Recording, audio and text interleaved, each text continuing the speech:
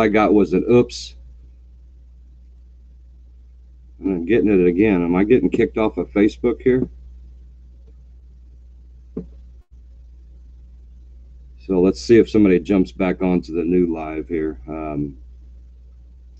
It's Fred Spirit Recon. We got kicked off of Facebook tonight. Cold and rainy in Wilmington, Illinois. Sitting here right on Route 66, just south of Chicago. There we go. We got one viewer. But pop in chat so I know you guys are back. Sorry I lost you on the other feed. Facebook run me off. Hey, Jimmy, how you doing? We had a nice little crowd there for a second. Guys, what I was saying was just a little tired this week and wasn't able to get out into the field like we wanted to. Probably looking at next weekend. I cleared the schedule for next weekend. So, hey, Carol. So we'll hopefully get you some new information. But I thought I'd come to you on a cold, wet Wilmington night. We're going to do an unboxing.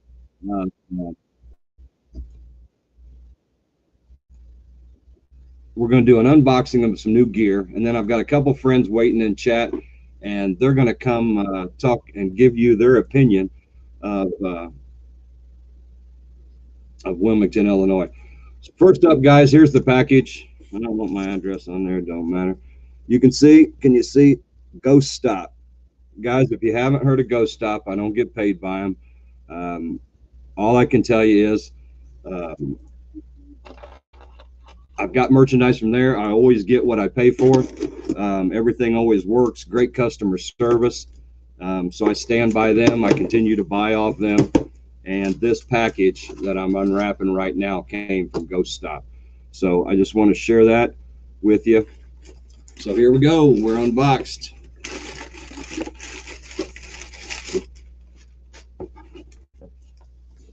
GhostStop.com, guys. A couple freebies in the box. We don't care about that really. Here it is, guys. The EDI Plus. Eddie is what they call it. Let me share the screen here. It's right here.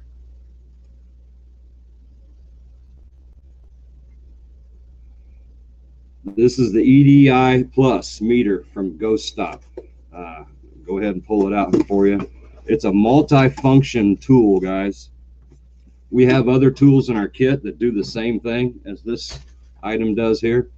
But this is a multi-tool. And what I mean by multi-tool is it's going to give you multiple functions at once. And you can scroll down, you can see here, you can read about it as I do. Here's one of the coolest things is it's a data logger. So it's going to capture all the data on a SD card. So I can look at it later on a spreadsheet. So if we have those EMF spikes, we can check the other things that this measures. Now, this device, as you can read, and I'll scroll down so you can read some more. It's an EMF meter with sound. So here's your milligauss here. So it's just like the K2 or our EMF meter. It's going to record that EMF burst or strikes once we've cleared the area, but also has the sound with it so we can hear it if our backs are turned and we're not necessarily looking. It also is an ambient thermometer, so it's going to give us a temperature, and we'll be able to see any spikes in the temperature or spikes up and down or drops in temperature. It's also a geophone, which is a sensor that senses vibration on no matter what you put it on, and any surface you put it on, it's going to sense vibration and read that data also. This is where, guys, the printout's going to be so cool because we'll be able to see air pressure. Air pressure is another one, and humidity is the fifth one, I think, there. So I'll be able to tell if we did pick up a vibration. Did we have an air pressure change? Did we have a humidity change during that time? So to me, the spreadsheet, the ability to have this all in one meter and then get a spreadsheet pullout. You can also mark this. So if I feel like something's happened, I can mark this and it'll keep that marking in its bank. So when I look at that spreadsheet later, I'll be able to see how these things charted out on a spreadsheet. So guys, pretty excited. Pretty excited. Can't wait to get that out in the field. Like I said, we've got the same data. Humidity, I guess we don't. Temperature, of course, we do. EMF, we go from there, but we do record. But this device should help us out a lot. Again, on sale at Ghost Stop right now if you're interested. A little bit off, but I couldn't wait any longer. It's something I wanted to add. It comes in a nice protective case. You can see it's got a rubber coating case there, so you're not going to drop it and bang it up any. And then this must be the case. I haven't even opened it, as you saw. I unboxed it. I'll throw some batteries in it real quick. I think I got Mike Murphy sitting in chat. I'm gonna bring him on in a minute, but that's the gear, guys. You're gonna see that out in the field here, and we'll give our test on how this works. Looks like I got both of my guests in chat, maybe.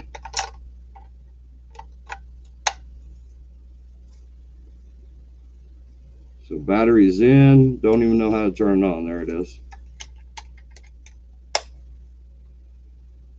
So let's see if you can see, but 65.5, 65.6, it's giving you the ambient temperature already as it reads it. And you can see as I shake it, it's feeling that vibration. That's a vibration in my hand that it's picking up. The yellow is the vibration, the geophone function, and this would be your EMF. So if I put my phone, if I transmitted near my phone, but my phone's not doing anything, but it would set the green off. So pretty cool, guys. I'm excited. We'll be bringing this to you live as we test it out. Can't wait to do that. So again, guys, EDI Plus added to the arsenal that we carry around with us. And I thought I'd share the unboxing of that. Let me get a drink and catch up with chat. Hey, Darren, made it back. Matt. If I could quit hitting that mute button. And let me see who I got down here. Get rid of that and get rid of that. Looks like I lost Mike Murphy. Mike Murphy, I need you to log back in. So I do have Holly Miner sitting down here in chat there. I'm going to unmute you. Hi, Holly. I can see you. They can't, but you're getting ready to come on. Holly Miner's a good friend of mine. We met through the Dan Norvell Ghost Project. And I gave a chat here in Wilmington at the library, and Holly called me up and said, hey, I'm gonna make the 2-hour drive down and see you. Is that all right? And that you did, Holly. You came down and saw me, and you were there at the library for my talk, and then we went to the Historical Society for a little bit, didn't we? Yes, we did. Wilmington is an awesome place. My dogs are freaking out. I'm sorry. Now you were so we started out at the library. You came to the library first, and we sat in it's the newer part of the library. It's the community room there, and there was an incident that happened. It's kind of crazy while we were all there and talking. The closet behind me, which nobody was in, it's a supply closet, janitorial supply. We had witnesses, and you're one of them, that the door handle moved, jiggled on that door. Is that correct? Yeah. It jiggled. I don't know if it actually opened. I wasn't by it, but I was waiting for it. I was waiting for the door to open because you could hear it.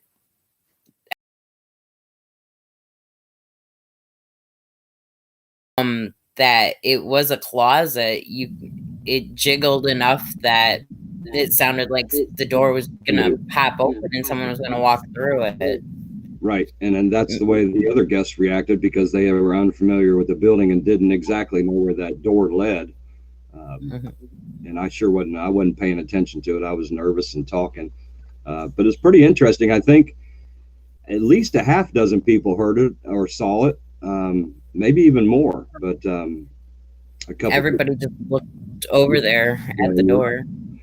So that was crazy enough.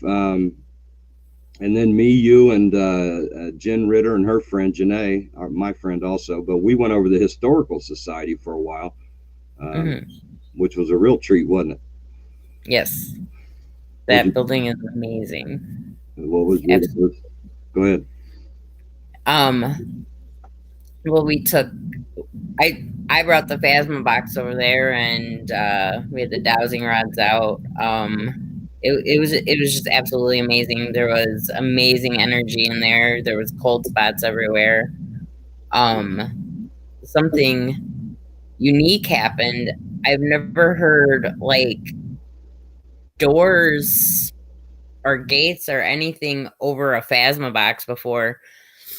And there's the jail cells that are back there. I don't know that they're even openable, closable. You can move the doors on the jail cells anymore. The two can move. The one is enclosed with stuff, so there's no way to even get back to it. And when we heard that through the Phasma box, we know there was nobody back there, and there's no fence, and they're heavy steel doors, so they're not going to blow in a wind, and there's no wind. So yeah, and we were hearing them just open and slam open and close, and that's not really how the Phasma box works. Right. But sure enough, you could hear them just opening and closing on the Phasma box. And that's exactly what it sounded like. Right. We also I'm trying to remember the name. Go ahead. I'm sorry. I was just referring back to when we were where we ran that Phasma box session. We had you three ladies in the room with myself, and I remember the feeling in there so intense.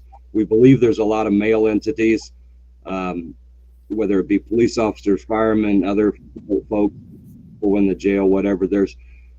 We've had lots of multiple male energies, and with you three females in there, boy, it got crowded. It was heavy, wasn't it? It was very heavy. And it got really, I don't know, I wouldn't say it was cold, but it almost like it got so heavy that it almost felt like sweaty. I don't know, like it was cold, but like cold sweats almost. I don't know, right. Because it was so heavy, just like you had to get out of there because you felt so closed in. And Janae had to leave. Yes. Because she just felt like she was pretty much. She was suffocated a little bit by him. Yeah. And she it was like been in there. She's been there one other time in the front of the museum. I don't think she had gone that far back. If not, she hadn't had spent that much time there. We were back there a while. Yeah, and I think it was really the energy of all three of you ladies together that was pulling Jen, and Janae and you, and then we riled them up with that Phasma box, and really that's when it got crazy. So, yeah, I can't wait to have you back. Yeah, the overall feeling, you can feel it on your skin. There's I don't think we didn't run any real EVPs, and we didn't see anything that night really. It was really just the Phasma box stuff we received, and the cold spots and the way we felt. Yeah, later on in the night, we started getting some movement when it was just you and I, before we investigated upstairs. Right. In the apartment area, there was like some movement with cold spots. Not really like we saw movement, but the cold spot movement. But yeah, we didn't see any movement. Right. Well, we sure had a good time, and it was a quick night. You were probably only here 2 or 3 hours, probably. And so that was just a small taste of things. But I'm so glad you came down and showed your support for Spirit Recon. Like I said, you drove hours just to hear me yap, and you didn't even know you were going to get to investigate. That's something I kind of threw in and took care of us. But I appreciate it. Holly, you've always been a supporter of us, and I wanted the fans to hear your reactions and in your words how you felt. So it was an awesome couple of hours, and that building is amazing. Cool. Absolutely amazing. Well, we'll definitely have you back down. I've got my buddy Mike Murphy, who got to visit the same building. We didn't get to investigate, but he had some experience in the building. So I'm gonna bring him on and chat. So Holly, thanks for taking a few minutes out of your Saturday night and jumping on with Spirit Recon. Well, thank you. Thank you very much, and I will talk to you soon. All right, talk to you later. Good night, Holly. Good night.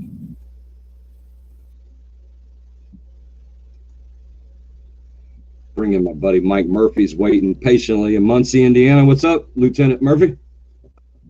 What's happening, man? What's happening? Shoot. Just unboxing some new gear. Did you see that? The EDI Plus? Yeah, I saw a little bit of it. My internet's terrible tonight, so you have to bear with me. That's fine. So it's a Geo phone mic. It can take any shock or vibration it'll pick up. Electromagnetic field reader, ambient temperature, and pressure and humidity. And the real cool thing, all at one time, Mike, but it's recordable. It's a logger. It logs it all on an SD card, and I've already got the program downloaded. So when I input that, it spreadsheets it for me every second. Okay. Every second of the investigation will be spreadsheeted, and you can mark it. So if something happens, if I see a light anomaly at 50 minutes in, I can mark that and then check and see if anything changed with this. So does it have a? What's does that? it have like a? Does it record like the highest spike of the night? I don't know if it records the highest spike. I'll have to check that. But it's all recordable. So first of all, the EMF spikes are toned also, so you'd hear it. I don't think it records it, but it records every second, man. So it's all recorded. If I've got that SD card and hit record, then it's recording that all. It's going to come on a spreadsheet, and I'll be able to see if anything else changes. So that may lead us, we get EMF spike and humidity change at the same time. That's going to tell us something. So I'm excited to get, I'm excited to get that into the field. So Mike, you made your first trip over to Wilmington a couple weeks ago. So we'll talk about it first. We went to the library and I showed you the attic. Nothing really. It was the middle of the day and ladies were working and it really wasn't much going on. But then we went to the Historical Society and it was a little different over there, wasn't it? Oh, totally different. Totally got the hairs on the arm standing up and tingle on the back of the neck. No. And so we toured the downstairs first in the jail cells. It really hit you in the very back of the upstairs. When we got upstairs, you actually felt it as you. Yeah, as soon as I crossed the threshold in that back room, I really felt like I just walked into a room of spider webs. And across my legs, I was wearing shorts that day. Across my legs, really across my face, I kept pawing at my face. I thought I had stuff on me. So then I went back to the left of that little room. As you go in, immediately to the left, that's where I really got the thickest feeling. You know what I mean? It was really thick right there. Well, and what I really think is, first of all, Jake's done a lot of work upstairs, and we've had some of the same. It seems to be the hiding area for the dominant male spirit up in the back of that top of the building. Unlike the bottom where we get multiple male spirits that Holly Miner just talked about, this was we've got a dominant male spirit in there. Now, Mike, you can't see from the video here, but Mike, what's your height, Mike? 6'4"? How tall are you? 6'5". Depends on what gas station I leave. Yeah. So Mike's a big guy and makes me look like a twig. But so we toured the downstairs all the way to the back, and then we go upstairs and we tour the front to the back. So basically, the last place that we went to was where that feeling was, almost like it was staying away or hiding from us or whatever. And then Mike walks through that threshold, and pow, I mean, it hit him.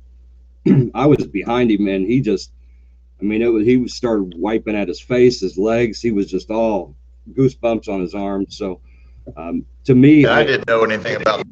Sorry, I didn't know anything about that back room. I went in there blind. I didn't know. I knew something's in the building from what you're telling me, but I didn't know it was that room. And you're kind of giggling at me, watching me do what I was doing. Yeah, and like I said, it kind of coincided with the information we already had that there was a male spirit back there, real dominant over females. We'd had some interaction with Jake's wife. We've had interaction with Mary Marshall before back there, and another medium that I trust wholeheartedly. 3 women that felt like they were being pushed out or told to get out, or they were unwanted back there by a male spirit, dominant male spirit. And that's, to me, I think he was either tried to stay away from us or he was already back there, one of the two. But then once we caroused the whole building, we didn't have a choice but to interact with that entity at some time. And when you hit that entity, when we finally cornered him and you two met, I probably won't forget that for a while. I remember it was you were up there a good 5 minutes feeling it. I mean, maybe even longer. Yeah. I kept going back and forth. I just wanted to see if we were, playing cat and mouse in this 2 little room. Right. And I started talking to him a little bit, and it kind of went away. And then we went back in that big meeting room, and I said, let me hit it one more time. And it was there, but it didn't have that thickness feeling. It was lighter. So, yeah, best way I can describe it. That's cool, and that goes right along. We don't believe this is a harmful entity. We just believe he's a little bit of a sourpuss, maybe an older gentleman, a little aggressive, a little bit territorial. And that's what I was getting at. We were in his house, and he wanted us to know it.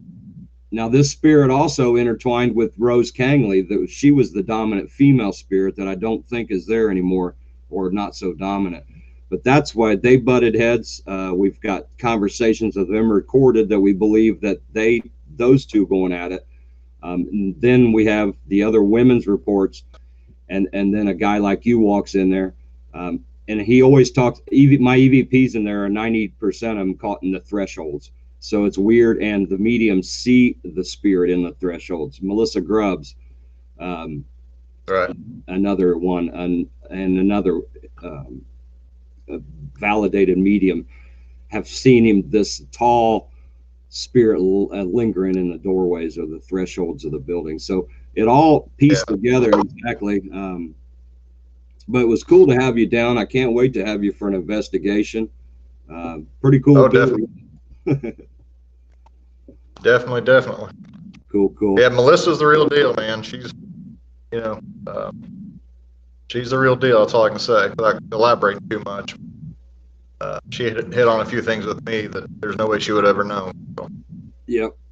No, I've had I spent over a year of time probably in touch with Melissa and working with her sensitivities. And I had stuff documented for 2 years that I never told anybody. She had no way of knowing. It wasn't on video. And when she validated that, and that validated her, and we started working together, it became really, it allowed her to, at least with me, her remote readings are right on. So definitely shout out to Melissa Groves. So, well, Mike, I can't wait to get you back over here. We have investigated your fire department. You just switched departments now. You're not at that department. You left that location. Well, I'm same department, just different house. So. Different house. Yeah, different station, I should say, not different department. Still with the Muncie Fire Department, lieutenant. But we kind of were able to come over and validate some stuff for you too that was happening. Some stuff that you claimed was going on, or orbs with your eyes crossing through the walls that you saw. We were able to validate some of those. We actually put voices in that hallway that you saw the orb manifest or come through the wall from, which was interesting. And we had another interesting part of a story that gets personal. We really can't share names and all that, but it's been cool working with you at that fire station. I appreciate you bringing us in on that. Yeah, I mean that happened over months, and that's when I called you. I was like, "Hey, man, we need to hit on this because this and this is what's going on."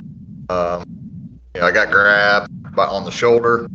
It felt like somebody that I was working with grabbed me by my shoulder, so I spun around to see what they wanted. Nobody was there, and I was in the truck room floor, and there was no way they could have hid.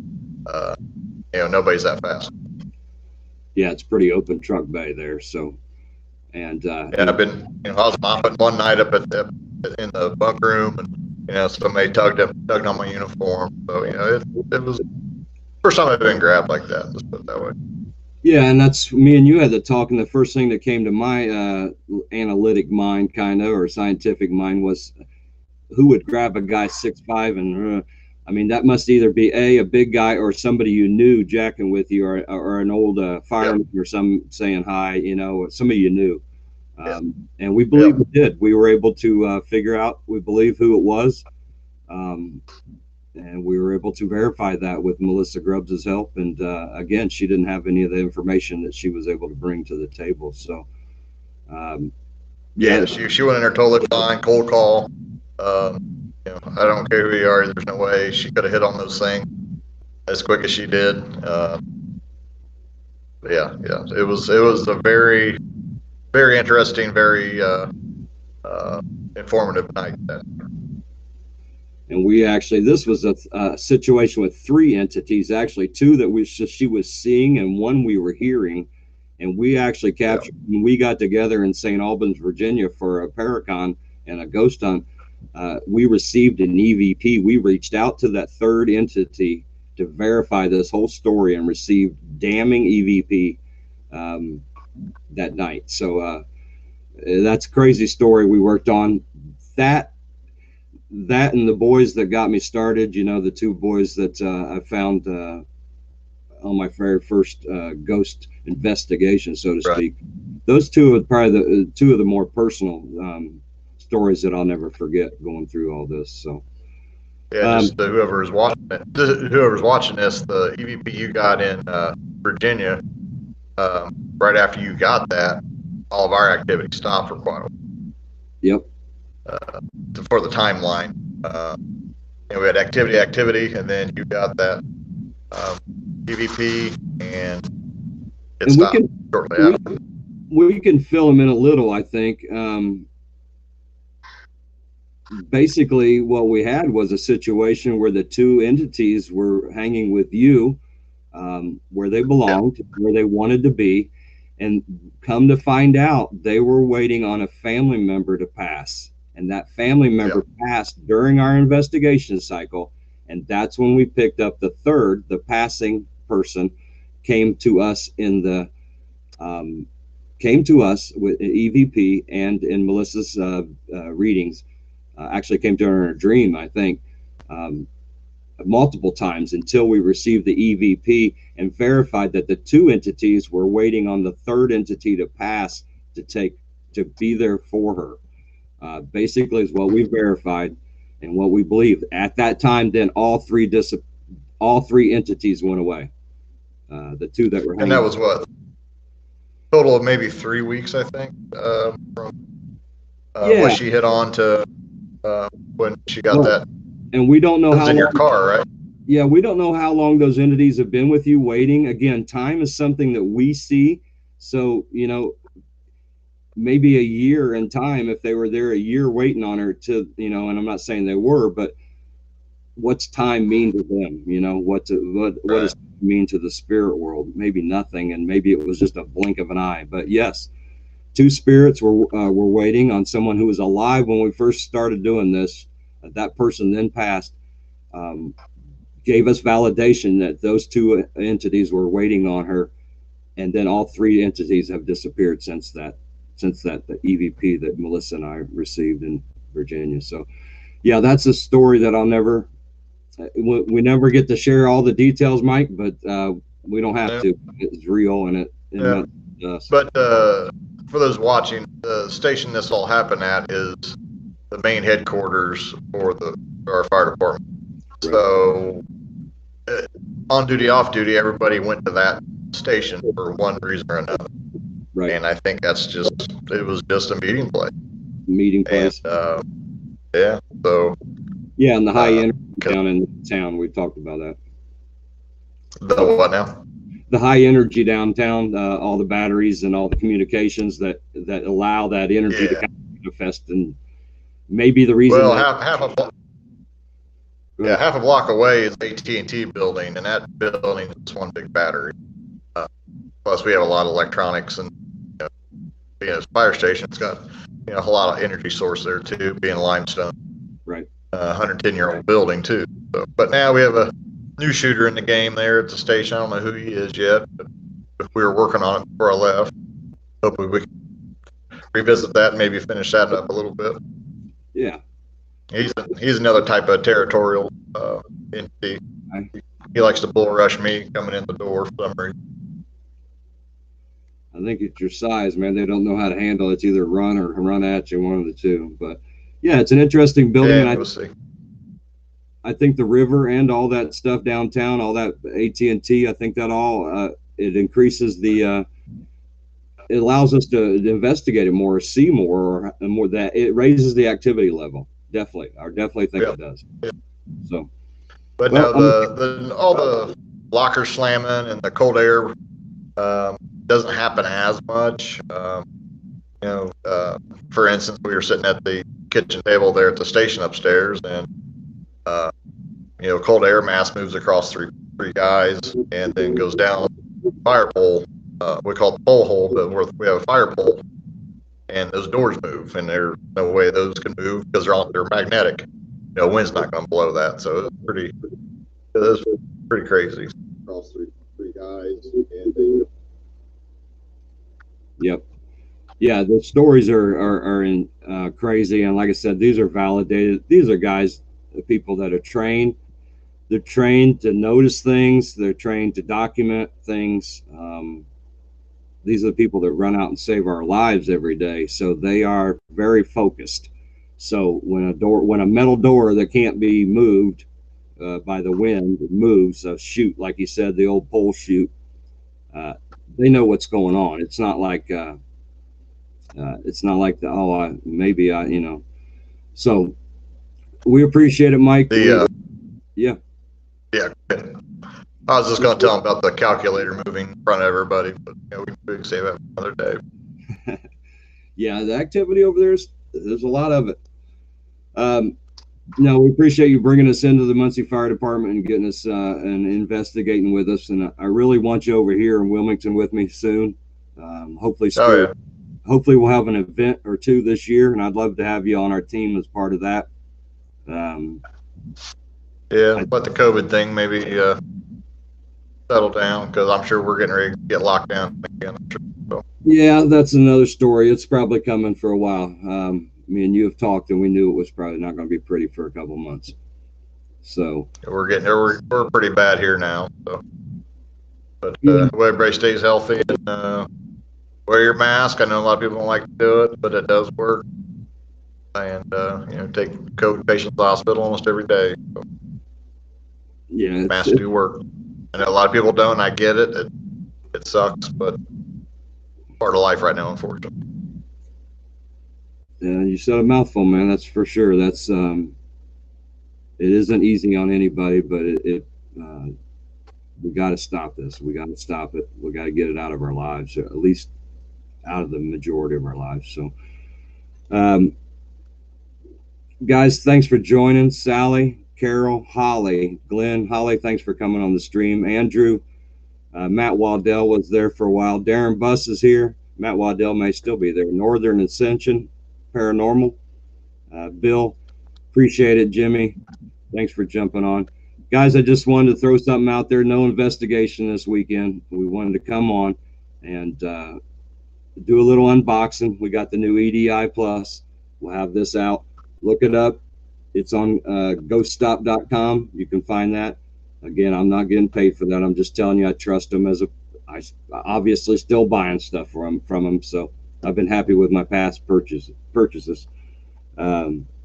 Mike, thanks for jumping on. Holly Miner, thanks for coming. And guys, we'll talk to y'all later. Spirit Recon's out. Peace.